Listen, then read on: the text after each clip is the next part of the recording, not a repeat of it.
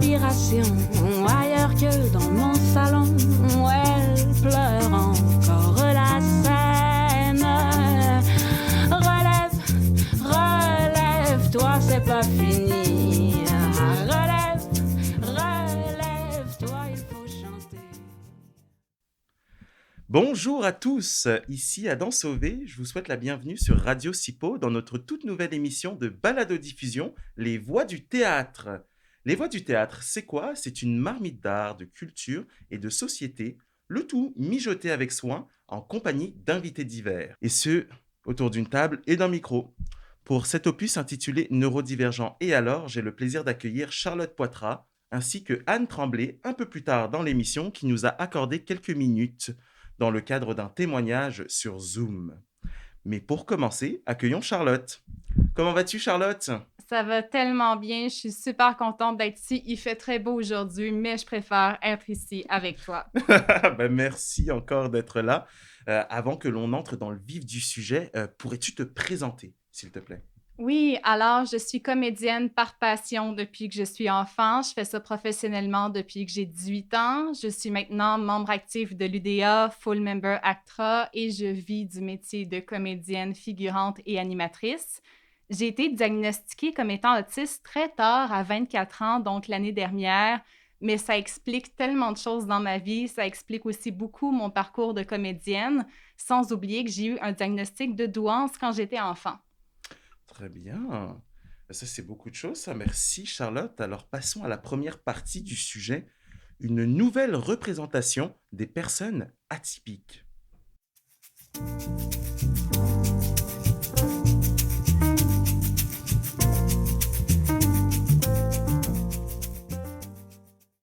Dans cette première partie intitulée Une nouvelle représentation des personnes atypiques, de qui on parle exactement?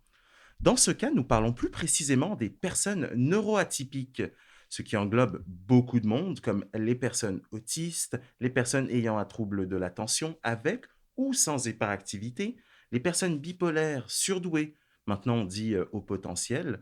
Et il y a aussi les dyspraxiques, dyslexiques, etc., etc. Ces personnes appartiennent à un groupe appelé neurodiversité, ou d'autres fois nous les appelons les neurodivergents, c'est-à-dire différents de ce qui est perçu comme étant la norme neurologique. Pendant longtemps, ces personnes ont été cachées ou bien même ignorées, et aujourd'hui, les mœurs évoluent, mais nous allons voir que ce n'est pas encore gagné. Charlotte, tu es neuroatypique, mais comment est-ce que tu te caractérises et pourrais-tu nous éclairer sur les définitions qui englobent ces conditions? Tout d'abord, j'ai eu un diagnostic de douance quand j'étais enfant. C'est une certaine façon de dire surdouée. J'étais très, très bonne à l'école. J'ai gagné tous les concours de lecture. J'ai même sauté une année. Mais c'est pas si bien que ça parce que même si j'étais très avancée au niveau pédagogique, j'étais pas autant avancée au niveau social, ce qui a créé un gros décalage. J'étais très bonne à l'école, mais j'avais pas d'amis, alors j'étais pas nécessairement plus heureuse.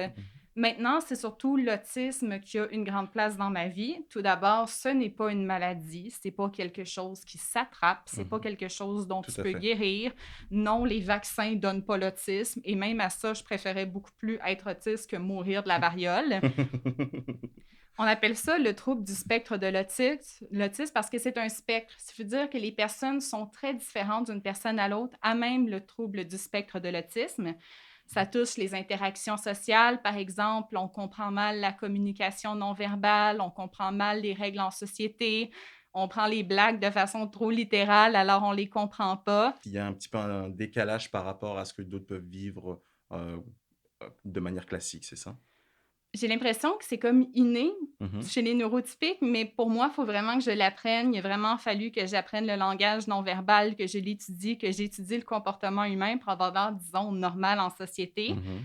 Ça touche aussi nos intérêts. Les personnes autistes, on a souvent des intérêts restreints, donc on est intéressé par une chose de façon très intense. Pour moi, c'est le jeu d'acteur et la sexualité. Mhm. On peut faire des mouvements répétés, ce qu'on appelle le stimming en anglais, qui va nous calmer. On n'aime pas trop le changement, par exemple. Je porte toujours les mêmes vêtements, je mange toujours la même chose, je vais toujours faire les mêmes activités. On aime être dans notre confort et notre routine.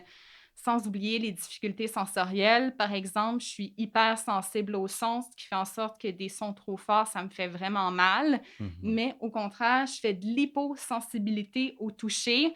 Alors, parfois, je me blesse et je m'en rends pas compte. Et dans l'autisme, il y a 3 niveaux de sévérité. Il y a le type 1 qui est plus léger, qui était autrefois appelé Asperger, et il y a le type 2 et 3 qui nécessitent plus de support. D'accord. Et y a-t-il une raison pour laquelle le mot Asperger a été dissocié du spectre de l'autisme?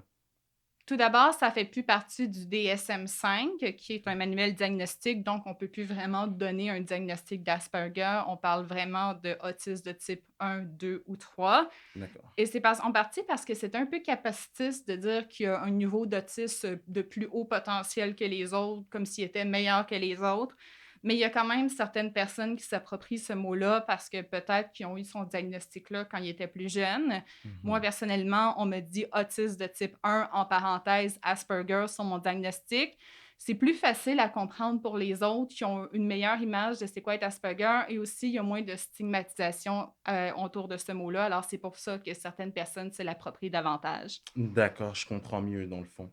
Donc Asperger, c'est pas dissocié forcément, c'est juste que ça a été changé et réadapté aujourd'hui, donc on le renomme en type 1, c'est ça? C'est ça. Puis il y a des personnes qui vont l'utiliser, qui vont pas mal le prendre. C'est juste une toute petite controverse dans le milieu. Très bien, ben super. Merci Charlotte de nous avoir éclairé sur le sujet.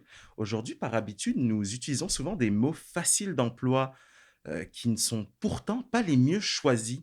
Donc aujourd'hui, je vous offre un peu de néologisme en vous proposant des mots comme personne neuroatypique et personne neurotypique pour remplacer les mots comme personne dite anormale ou personne dite normale. Car au fond, qui est vraiment normal ou anormal? Que penses-tu de ce néologisme, Charlotte? Sérieusement, c'est peut-être juste moi, mais je suis fière d'être anormale. Je suis fière de mes différences. À la limite, je trouve qu'être normale, c'est plate. Je veux dire, je suis une rousse autiste. Je suis une personne sur 10 000 et j'en suis fière et je le mets de l'avant. Parce que si on était toutes des copies conformes, on se Oui. démarquerait pas. Et même comme comédien, je préfère beaucoup plus compétitionner contre 5 rousses que compétitionner contre 50 brunettes. Oui. Mais je suis sûre que toi-même, tu as des différences que tu aimes mettre en valeur. Oui, tout à fait. Ça, c'est surtout dans ma capacité à prendre du recul, en fait. Donc, dans beaucoup de situations, ça va me permettre d'être en mesure de pouvoir prendre des décisions très rapidement, que ce soit en restauration ou bien en entrevue, par exemple, ou quoi que ce soit. Je m'adapte très vite parce que justement, je ne me mets pas dans une case et je me laisse l'opportunité de pouvoir être libre de penser. Dans le métier de comédien aussi, ça doit avoir un impact. Exactement, tout à fait. Donc, que ce soit sur scène ou bien même au travail avec les autres. Donc, comme je suis très attentif et que je m'adapte très vite, ben, par exemple, quand je donnais des ateliers, on rencontre des nouvelles personnes, on doit s'adapter très vite, on doit les observer. Pourtant, c'est un groupe, mais on prend le temps quand même de pouvoir les observer comme moi j'ai du recul et que je suis en mesure de pouvoir les prendre comme ils sont. Donc voilà. Et sinon, dis-moi, pour continuer là-dessus, quelles sont les réactions face à ces aveux quand tu parles de ta neurodivergence aux gens? Je dirais que j'ai 2 types de réactions principales. Il y a les gens qui me disent: «Oh mon Dieu, ça explique tellement de choses» et sincèrement, c'est pas tout le monde qui va dire ça, mais c'est la chose que je préfère entendre, simplement parce que c'est exactement la même chose que je me suis dit quand j'ai réalisé que j'étais autiste et quand j'ai eu le diagnostic. Mhm. Ça explique tellement de choses dans ma vie. J'ai vraiment aimé mettre un mot sur ma différence et j'aime maintenant qu'on la reconnaisse, mais c'est pas tout le monde qui va aimer ça. La pire chose qu'on peut me dire, c'est: «Ah, ça paraît pas». Parce qu'il y a pas d'apparence d'autiste. Tu peux pas Mhm. avoir l'air ou ne pas avoir l'air autiste. Il y a tellement de personnes autistes qui ont de l'air neurotypiques et surtout, c'est à cause de ça que j'ai eu le diagnostic tellement tard parce que les femmes autistes ont vraiment plus tendance à jouer un rôle, créer un persona, porter un masque. C'est pour ça que c'est tellement difficile de diagnostiquer une femme autiste et pour ça que j'ai été diagnostiquée tellement tard parce que même ma médecin de famille disait que je pouvais pas être autiste parce que j'avais pas de l'air autiste alors qu'elle avait pas Ah, raison. oui, ouais, je comprends très bien. Et toi, comment tu te sens face à ces réactions? Je pense que ça vient de la maladresse des gens. C'est comme si c'était un compliment me dire: «Oh, ça paraît pas que tu es autiste», alors que non, quand tu connais bien l'autisme, tu connais vraiment toute la diversité. C'est de l'ignorance pleine de bonnes intentions. D'accord. Donc finalement, est-ce que faut-il ou pas révéler sa condition? C'est vraiment un choix personnel. Moi, j'ai décidé de le dire parce que je voulais pas être associée comme une personne bizarre, socially awkward, bête, asociale. Je suis bizarre et awkward socialement, Mhm, mais c'est une meilleure définition de moi de dire que je suis autiste et les gens comprennent plus mes limites maintenant que je dis que je suis autiste. mhm. C'est comprendre mes propres limites, les faire comprendre aux autres, dire que non, je vais pas aller à ton party avec 50 personnes, sauf s'il y a un chien. Et maintenant, les gens comprennent que c'est pas parce que je les aime pas, c'est parce que c'est difficile pour moi de socialiser dans un groupe. Mhm, Et aussi, pour avoir certaines accommodations, les gens comprennent mieux que je me bouche les oreilles quand ils crient, par exemple. C'est pas parce que je les aime pas, c'est parce que mhm, ça me fait sincèrement mal et mhm, ils m'en veulent beaucoup moins. mhm. Mais il y a beaucoup de gens qui vont pas vouloir en parler, notamment pour la discrimination. Ils ont peur de se faire traiter différemment s'ils s'affichent en tant qu'autistes, ou peut-être qu'eux-mêmes vont se considérer différemment s'ils s'affichent en tant qu'autistes. Je comprends très bien. Ben, merci Charlotte. Passons maintenant à la deuxième partie de l'émission. Expérience de sa neurodivergence au théâtre.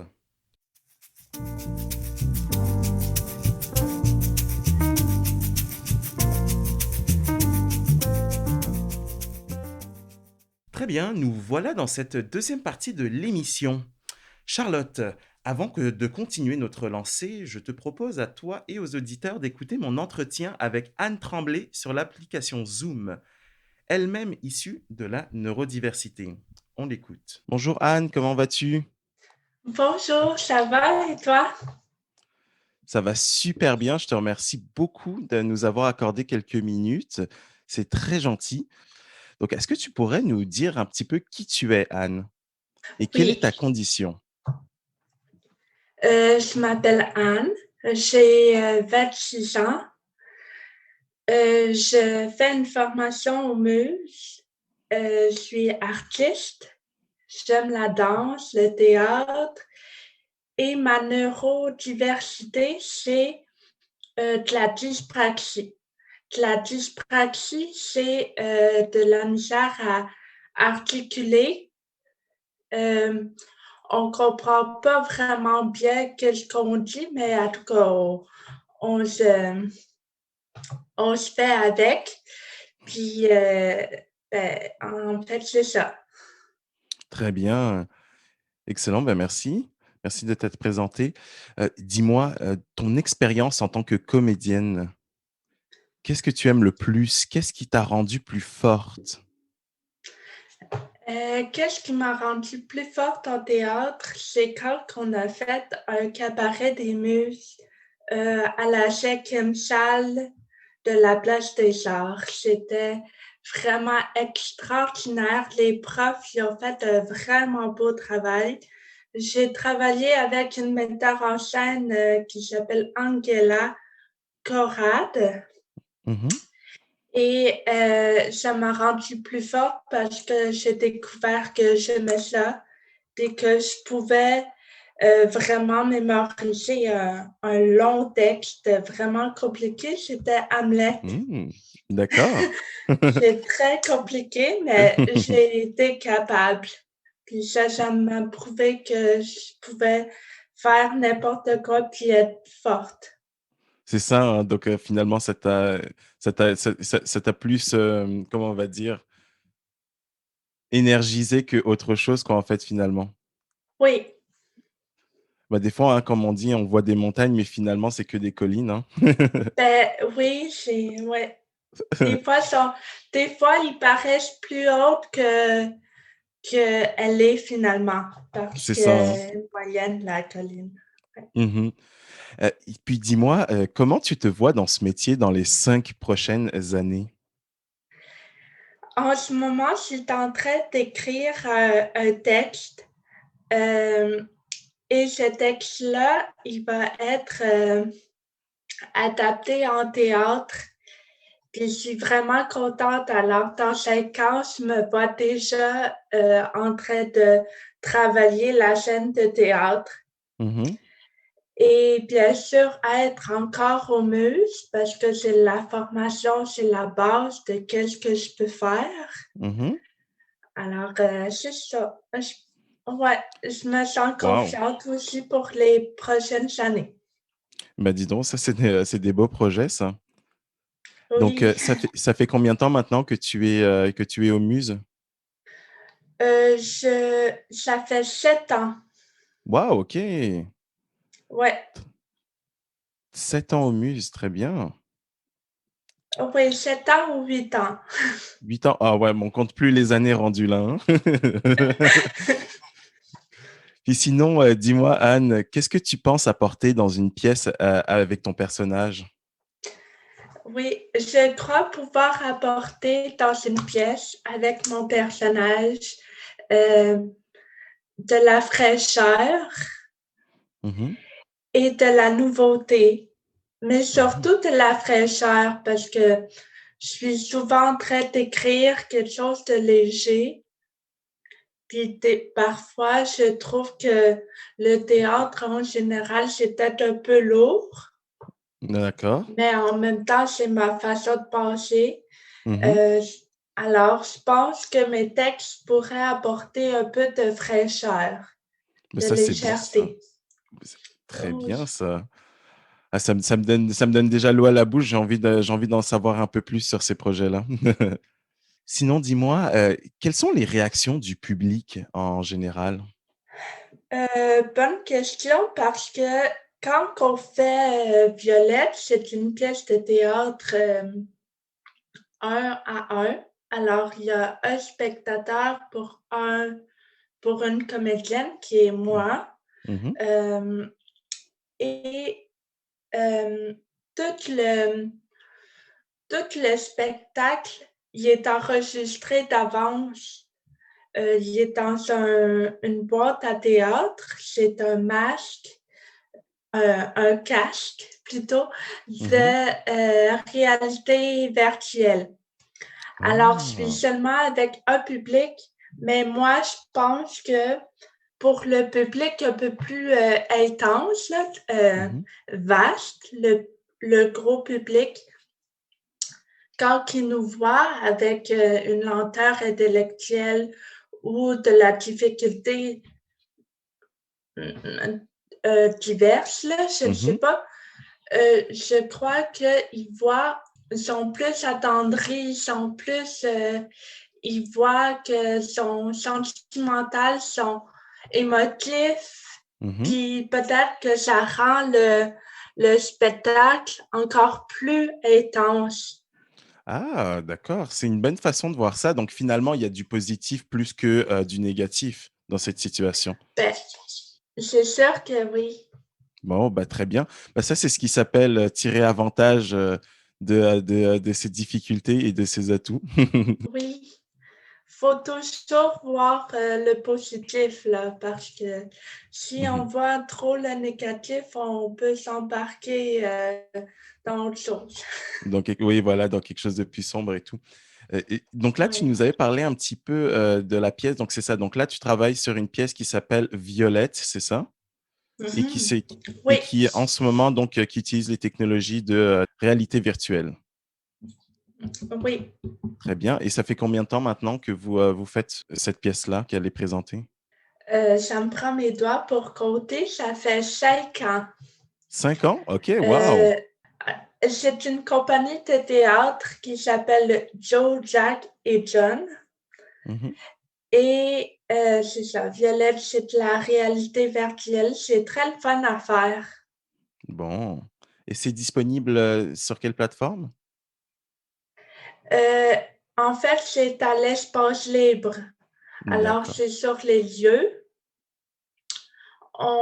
Justement, bientôt, on recommence Mmh. les pratiques pour le mois de mai, qui va être les représentations, tout le mois de mai. Alors, ça va être du gros travail, mais ça va être vraiment satisfaisant pour moi, là. J'ai C'est hâte ça. de m'y remettre. Oui. Bah, tant mieux alors donc, bah, chers auditeurs, si vous nous écoutez, allez supporter Anne, au à l'espace libre. Donc, prenez vos billets. C'est là, c'est maintenant que ça se passe. Très bien, Anne, qu'est-ce que tu voudrais dire pour finir, à ceux qui nous écoutent en ce moment aujourd'hui? Je voudrais vraiment vous dire que tout est possible. Même avec les difficultés, encore plus même quand on a des difficultés, Mhm. parce qu'avec nos difficultés, on se met beaucoup de travail à faire. Alors, c'est sûr que ça va donner des très beaux résultats. Croyez en vous, vous êtes capable. Anne est avec vous, en tout cas. Mais merci beaucoup, Anne, en tout cas. Je te remercie encore une dernière fois pour nous avoir accordé un peu de temps. Je sais que tu étais pas mal occupée, donc merci beaucoup. Merci à vous. Donc, j'espère qu'on va pouvoir se revoir prochainement. Oui, moi aussi. Très bien. Donc, encore une fois, un grand merci à Anne de nous avoir accordé du temps malgré son horaire chargé et de nous avoir partagé son expérience. Bon, Charlotte, tu me vois venir. Pourrais-tu à ton tour nous partager ton expérience en tant que comédienne neuroatypique? Faut dire que je savais pas que j'étais autiste pendant la grande majorité de ma carrière de comédienne, mais j'ai remarqué quand même que j'étais pas comme les autres. À l'école, par exemple, à Saint-Laurent en art dramatique, on parlait surtout de la méthode Stanislavski, de vivre les émotions pour vrai, se mettre à la place du personnage. Et pour moi, c'était très subjectif. Je comprenais pas vraiment. Encore pire quand on me donne une consigne, genre joue la couleur bleue. Je sais que le Hmm. bleu est associé au calme, à la tristesse, mais pour moi, ça veut rien dire. J'étais beaucoup plus portée par la technique de Diderot, selon le paradoxe du comédien, d'imiter les émotions à la perfection, ce qui est encore plus facile à reproduire à chaque représentation. On va toujours avoir le même résultat. Je me sentais beaucoup plus à ma place là-dedans. Et plus tard, j'ai fait le lien, c'est que toute ma vie, j'ai joué un rôle, j'ai imité les émotions pour avoir de l'air normal, pour avoir de l'air neurotypique. Alors, toute ma vie, j'ai utilisé la technique de Diderot. C'est comme si j'étais comédienne 24 heures sur 24, Mhm. sauf que je n'étais pas tout le temps payée. Je comprends. C'est pour ça que je me suis beaucoup plus sentie à ma place dans la technique de Diderot. Mais par contre, je me suis pas sentie à ma place partout parce que dans les programmes neurotypiques, il y a toujours un certain décalage. Et quand j'ai eu mon diagnostic, j'ai pas non plus été à ma place dans les programmes pour personnes autistes parce que, par exemple, le LIMUS dont Mhm. Anne parle, quand je les ai contactés, j'avais déjà 10 ans de formation. Alors, ils m'ont dit, c'est pas qu'on veut pas te prendre, mais tu es trop avancé pour notre programme. On peut D'accord. pas vraiment t'aider au niveau où tu es rendu. Je suis convaincue que c'est une très bonne école. C'est Mhm. juste, il aurait fallu que j'y aille beaucoup plus tôt. Mhm. J'ai essayé les Productions Spectrum, qui est un organisme pas un organisme, une entreprise qui travaille dans les médias avec des personnes autistes, mais là, on n'avait pas les mêmes attentes au niveau du travail, on n'avait pas la même façon de travailler.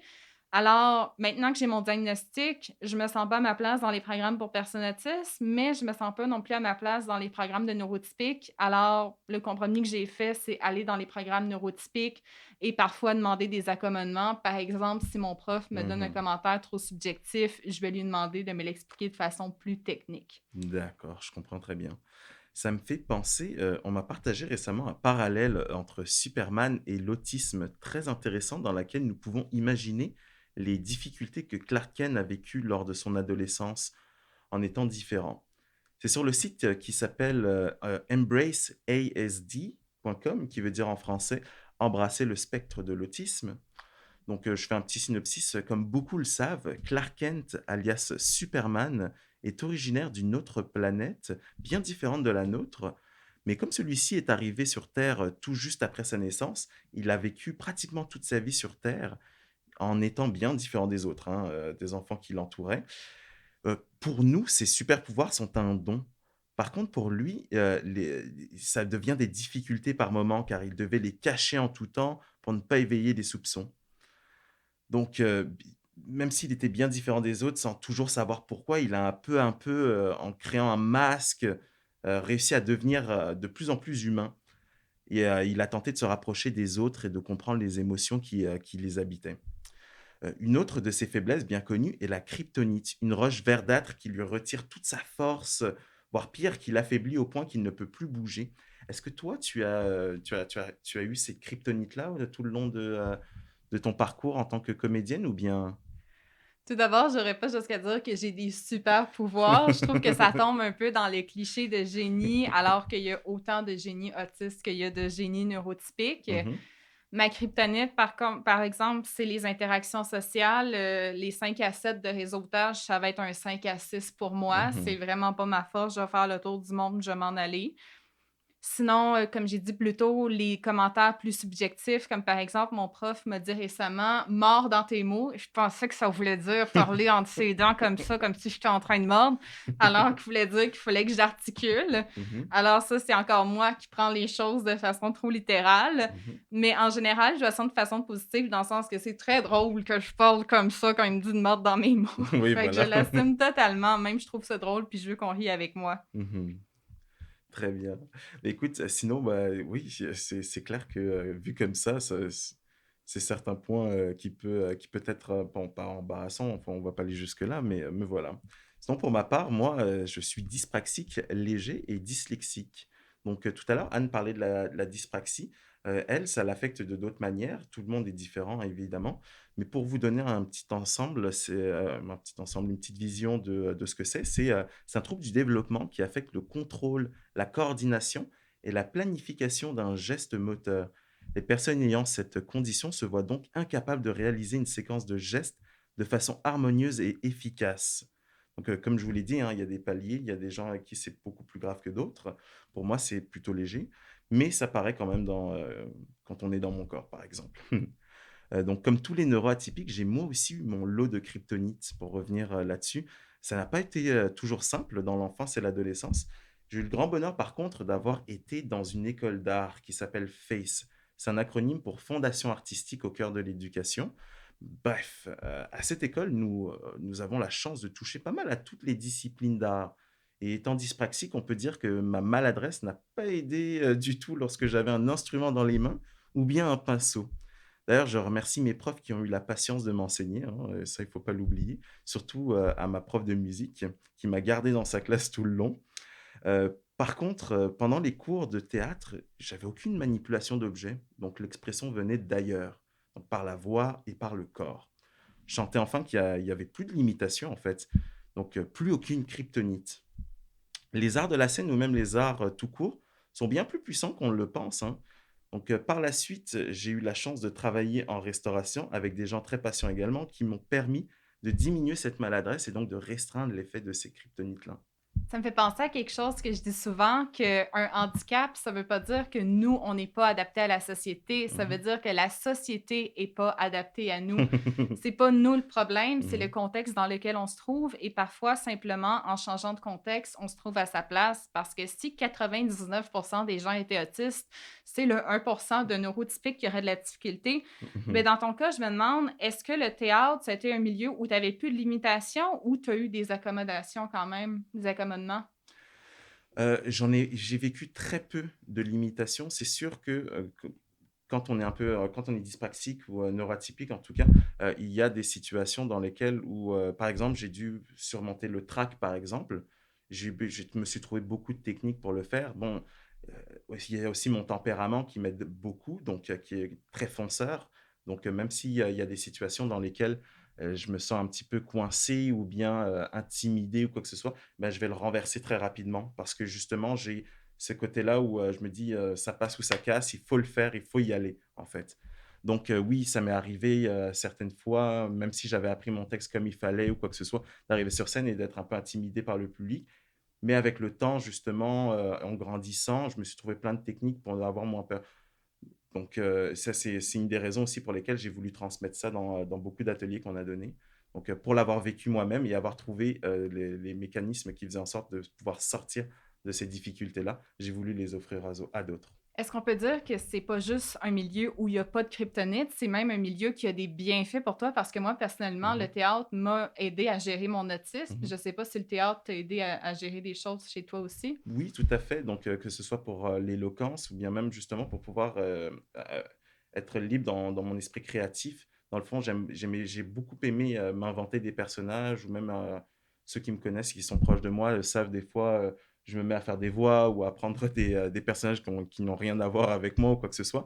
Et justement, donc, à travers tout ça, bah, j'ai pu me libérer et pouvoir sortir vraiment de cette boîte-là, en fait, que des fois, on a l'impression de vivre et de se poser des limites. Donc, sinon, si on continue, j'ai une question pour toi. Donc, enfin, je vais te mettre en contexte. Il existe à New York un théâtre qui s'appelle The New Amsterdam Theatre sur la 42e avenue qui a produit une représentation spéciale visant à accommoder les autistes, comme par exemple en abaissant les lumières, en s'assurant que les sons ne soient pas trop agressifs, en créant un environnement sans jugement également. Donc, et toi, en tant que spectatrice autiste, que faudrait-il prendre en compte pour améliorer ton expérience dans une salle? J'ai pas énormément de problèmes quand je vois une pièce de théâtre, par exemple. Les problèmes que je peux avoir, ça peut être un son trop fort ou une musique trop vive, un stroboscope, par exemple. Mais dans ce cas-là, j'ai juste à me boucher les oreilles ou me fermer les yeux pendant ce temps-là et j'ai généralement pas de problème. Mais tu parlais d'un théâtre à New York, mais il y en a aussi au Québec, l'arrière-scène qui adapte du théâtre pour tous les enfants. Encore là, ils ont l'éclairage ambiant, des nouveaux sons et d'éclairage diminués. Sans oublier le nombre de spectateurs réduit, il y a un îlot de calme, des coupes sont disponibles. Et Hmm. mon préféré, la possibilité d'entrer et de sortir de la salle pendant la représentation, parce que même moi, parfois, je vis quelque chose de trop fort quand je regarde du théâtre. Peut-être ça touche mes sens, qu'il y a quelque chose de trop fort. Et j'aimerais avoir la chance de sortir de la salle, pas parce que j'aime pas le spectacle, mais parce qu'il y a quelque chose qui m'a provoqué, qui me fait sentir inconfortable. J'aimerais que ce Mhm. soit plus socialement accepté de sortir de la salle de théâtre comme on le fait au cinéma. Ben, tout à fait. En fait, même moi, quand j'y pense maintenant, c'est sûr que c'est arrivé à tout le monde d'avoir ce sentiment-là, ou que ce soit d'aller boire une gorgée d'eau, d'avoir à se dégourdir les jambes, pas seulement pour faire de l'exercice, mais bien pour pouvoir se libérer d'une contrainte qui est peut-être mentale ou bien des fois physique aussi, hein. Mais il y a tout un tas de raisons pour lesquelles, en vrai, si on avait la chance de pouvoir le faire, ça pourrait régler tellement de choses. Donc, oui, à l'ouverture des portes durant les représentations. Donc, c'est maintenant le temps de passer à la troisième partie de l'émission, les artistes neurodivergents au théâtre.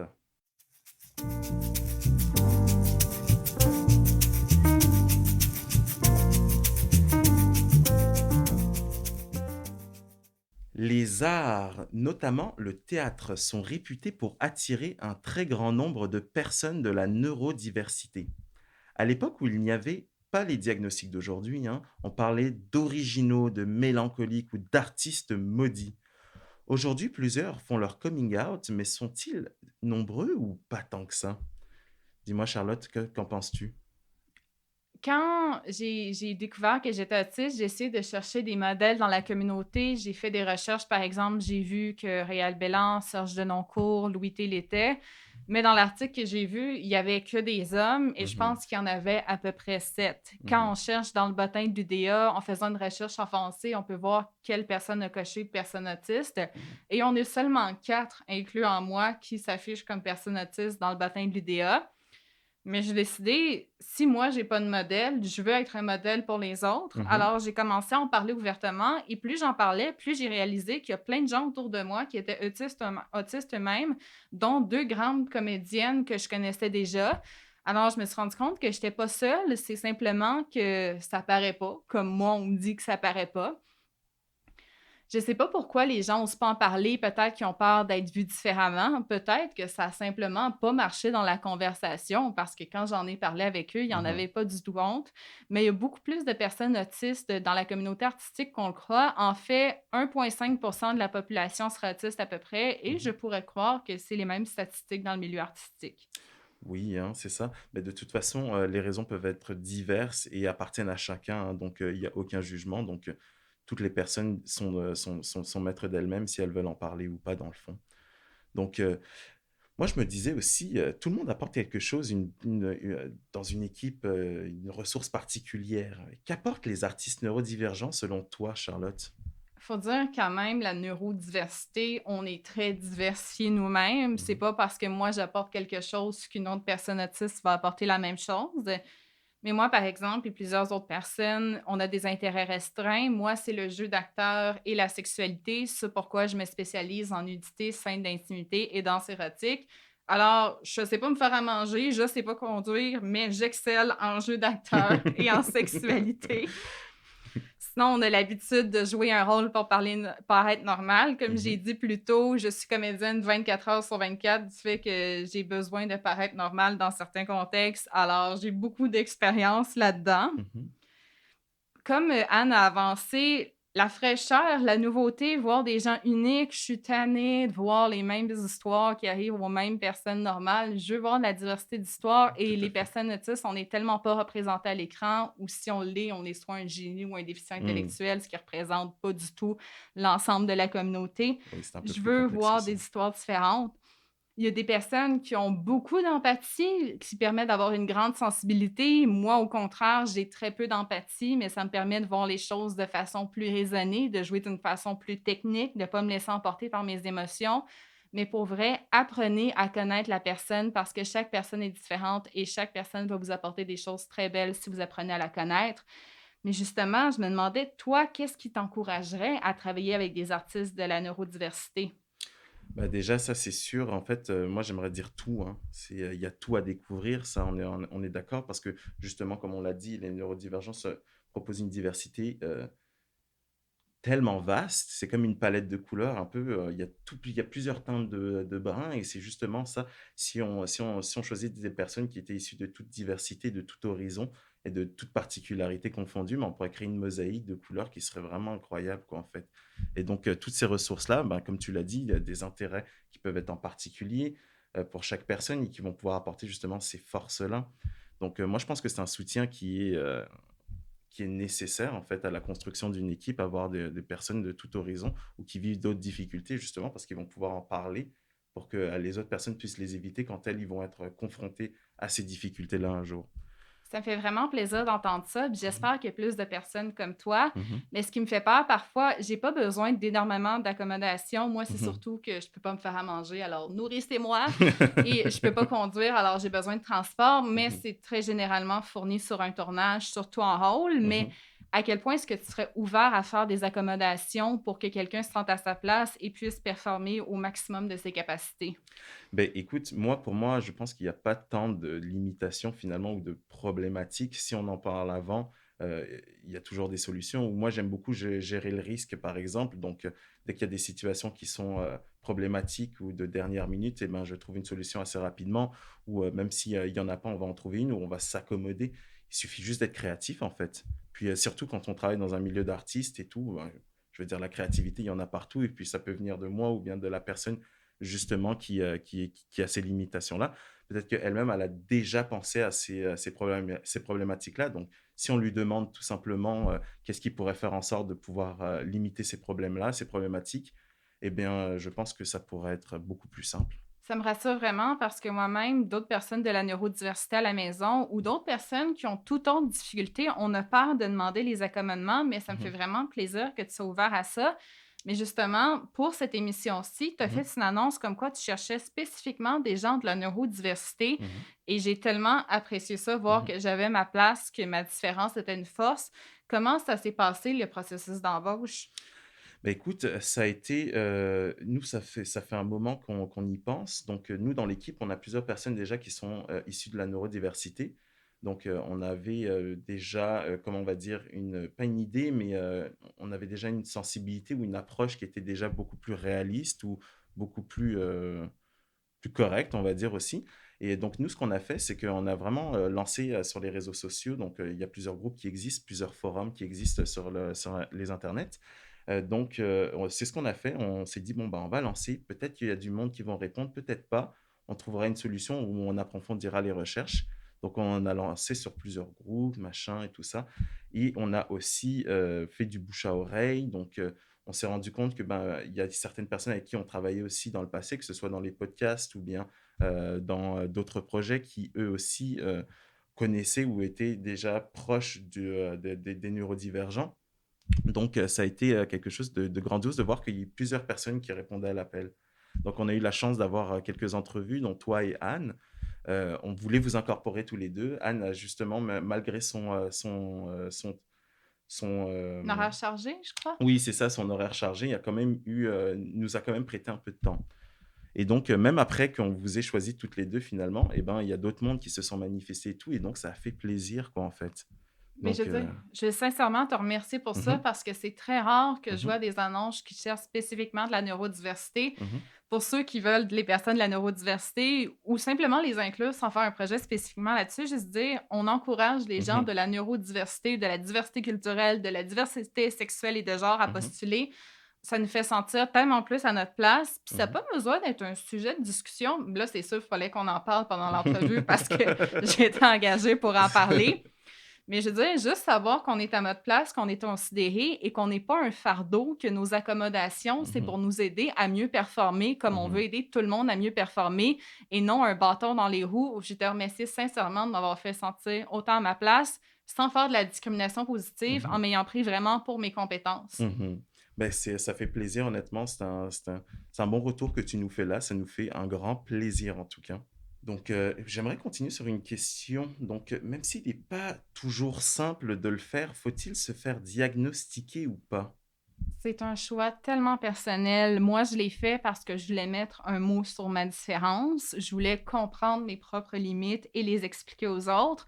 Et surtout, j'ai fait ça pour avoir accès à plus de support, par exemple des organismes dans le milieu culturel qui aident en particulier les personnes autistes. Ça n'a pas fonctionné parce que j'ai eu mon diagnostic trop tard quand j'étais trop neurotypique quasiment pour D'accord. les organismes pour personnes autistes. Mais si j'avais eu le diagnostic plus tôt, ça m'aurait tellement aidé tout au cours de ma vie. Mais il y a des personnes qui vont pas vouloir se faire diagnostiquer parce qu'ils ont peur de la discrimination ou Mhm, peut-être qu'eux-mêmes voient mal l'étiquette de personnes autistes. Eux-mêmes ne veulent pas se considérer comme personnes autistes. Ça leur apporterait rien de bien avoir un diagnostic. Sans oublier que c'est difficile d'avoir un diagnostic. Il faut d'abord que tu te fasses prendre au sérieux par le médecin de famille. Après ça, tu vois des psychiatres. Après ça, ils vont peut-être te référer dans une clinique spécialisée. mhm, Au public, ça va prendre un siècle et demi. Et si tu vas aller au privé, ça va te coûter 1 000 $, même si c'est beaucoup plus rapide. Personnellement, c'est ça que j'ai fait. Mes parents m'ont aidé, je l'avoue. Mais j'ai quand même eu mhm, mon diagnostic en moins d'1 mois à travers ça. mhm. Et la plus grande peur que j'avais, moi, c'est imagine que je paye le 1 000 $, que je fais tout le processus et que j'apprends que je suis pas autiste. C'est vrai, c'est une crainte qu'on peut avoir, ça, en fait. C'est ça, ça aurait été la plus grande crainte que j'aurais eue parce que ça m'aurait dit, bon, peut-être que c'est vrai que je suis bête, que je suis Mhm, asociale, que je suis mhm, bobonne socialement. Ça m'aurait juste tellement invalidée comme personne. Et justement, mon premier diagnostic au public m'ont dit que je n'étais pas autiste, puis je me suis sentie 100 fois pire que quand j'ai eu mon diagnostic mhm. d'autisme. C'est vraiment pas facile d'avoir un diagnostic, même quand on veut l'avoir. Je comprends très bien. C'est une question qui apparaît souvent lorsqu'on parle de diversité et dans le cas présent, faut-il confier un rôle de personne ayant une condition neurologique atypique à un artiste de la neurodiversité? Moi, je crois à nothing about us without us, qui veut dire rien sur nous sans nous, mais j'ai quand même des nuances, dans le sens que le personnage autiste n'a pas besoin d'être joué par une personne autiste tant qu'on a vraiment fait un appel pour inviter les personnes de la neurodiversité à auditionner et qu'en audition, là, la personne peut-être n'était pas prête parce qu'elle avait pas assez d'expérience, ça ne représentait pas le rôle, peu importe. Tant que je suis considérée, je vais être contente et je vais totalement accepter que j'ai pas été prise si c'est parce que j'étais pas la plus compétente. Mhm, Mais les personnes autistes peuvent s'impliquer ailleurs ou de la neurodiversité en général. On peut être là dès la scénarisation, on peut être là sur le plateau, on peut être consultant pour le réalisateur ou aider les comédiens neurotypiques à mieux nous représenter. mhm, Alors, c'est pas nécessairement que des personnes autistes doivent jouer des rôles autistes, mais impliquez-nous quelque part pour qu'on ait notre mot à dire sans donner la parole à notre entourage, vraiment aux personnes autistes ou du moins aux personnes, les professionnels de la santé qui travaillent avec des personnes autistes. Oui, ça c'est clair. Dis-moi, je ne sais pas si tu avais entendu parler du cas de la musique de Sia. Oh mon Dieu! La façon que la controverse est présentée dans les médias, c'est qu'on est bien fâché qu'une personne neurotypique joue un rôle de personnage autiste, mais je Mhm. vous dis, c'est pas juste ça. La controverse aussi, c'est que le film est très stéréotypé, présente une mauvaise vision de l'autisme Ah, d'accord. et la source de SIA, c'est Autism Speaks, un organisme qui présente l'autisme comme étant une maladie mortelle, pire que le sida, pire que le cancer. L'autisme, c'est où vous vivez, même qu'il vit avec vous. Ça va détruire des mariages. Il y a une publicité d'Autism Speaks qui dit ça. Waouh, donc il y a un peu ce côté archaïque, en fait, une pensée les fous d'avant qu'on mettait dans des cages ou qu'on mettait un boulon autour et qui était le fou du village, un petit peu, c'est comme ça qu'ils le présentent Puis quasiment. c'est quasiment ça qu'on voit dans Music, c'est quasiment un phénomène de foire, alors que nous, on profite pas du tout de cette œuvre-là. En passant, Autism Speak s'est vraiment amélioré, mais il y a encore des trucs problématiques comme aider davantage l'entourage des personnes autistes que les personnes autistes elles-mêmes, Mhm. ou faire comme s'ils essaient de trouver un traitement à l'autisme, alors Ok. que non, on n'est pas malade. Sérieusement, si j'avais à choisir, je préférais être autiste que neurotypique. Mhm.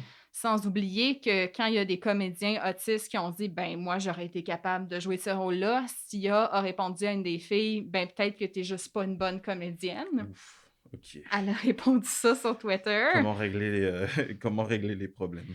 Et en plus, les personnes autistes, certaines ne peuvent pas écouter le film parce qu'il y a des lumières stroboscopiques, il y a des mouvements de caméra trop rapides. J'ai pas vu le film, mais c'est ce que j'ai lu. Alors, ils font un film sur nous sans nous impliquer dans le processus et en plus, plusieurs d'entre nous ne peuvent même pas le voir. C'est Mhm. vraiment comme si on était des phénomènes de fond dont on se moquait, qu'on jetait des pinottes. On n'a pas fait ça pour nous, on a fait ça pour vendre une fausse image de nous. D'accord. Et merci encore, Charlotte, pour nous avoir partagé ton avis. Il est temps de passer à la conclusion de cette émission.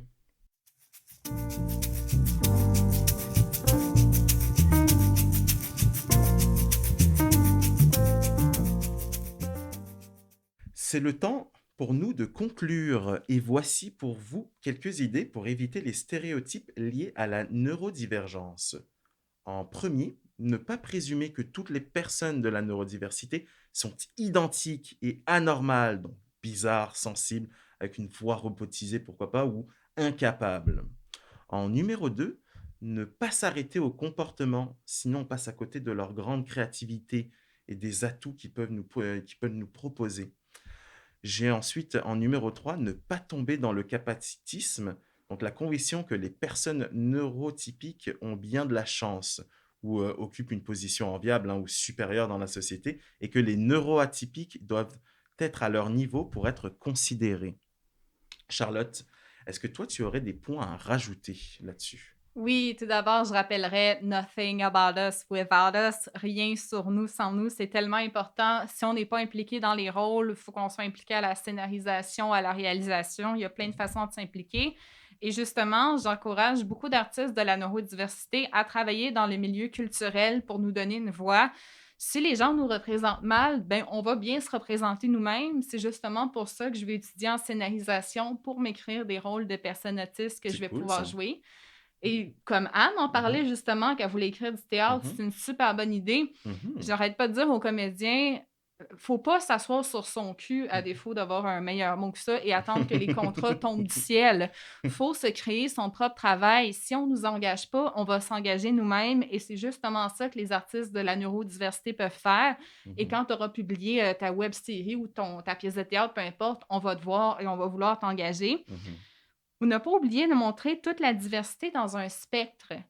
Comme je disais plus tôt, c'est pas juste le génie et le déficient intellectuel sévère, ou même il y en a qui vont nous appeler des retardés mentaux. Je Mhm, n'utilise pas ce mot-là, mais mhm, parfois on nous appelle comme tel. mhm, C'est tellement un grand spectre. Le trouble du spectre de l'autisme, c'est tellement divers, la neurodiversité, que mhm, représentez-nous dans toutes nos couleurs. mhm. Et aussi, quelque chose que les gens oublient souvent, arrêtez de définir le personnage autiste par son autisme. Il fait Oui. autre chose dans la vie qu'être autiste. Non, tout à fait.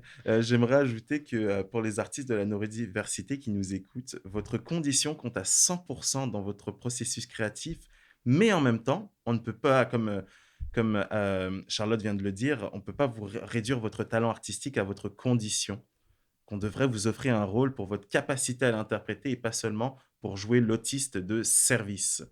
Donc ça, c'est quelque chose qu'on voit souvent hein, quand on parle de diversité. C'est arrivé aussi avec la communauté gay qui était tout le temps jouer ou en tout cas présenter de la même manière avec des clichés à ne plus finir qui finalement ne représentaient pas tout le monde ou en tout cas pas cette communauté-là finalement. Mais la raison pour laquelle on utilise des stéréotypes, surtout dans un petit rôle, c'est que dès que tu vois le stéréotype, tu comprends tout de suite c'est quoi le Mhm, personnage, on n'a pas besoin de te l'expliquer. mhm, Mais je pense qu'on est rendu dans un moment de notre société où on sait c'est quoi l'autisme et mhm. on peut aller plus loin dans le personnage que le stéréotype qu'on comprend en 2 secondes. Tout à fait, surtout si le personnage c'est un personnage récurrent ou de premier plan ou quoi que ce soit, je veux dire, il n'y a plus aucune raison que de le mettre sur des clichés ou qu'il s'assoie sur des stéréotypes. Ça me fait penser à ce que j'ai vu dans... C'était une émission oh non, à TVA, Fugueuse.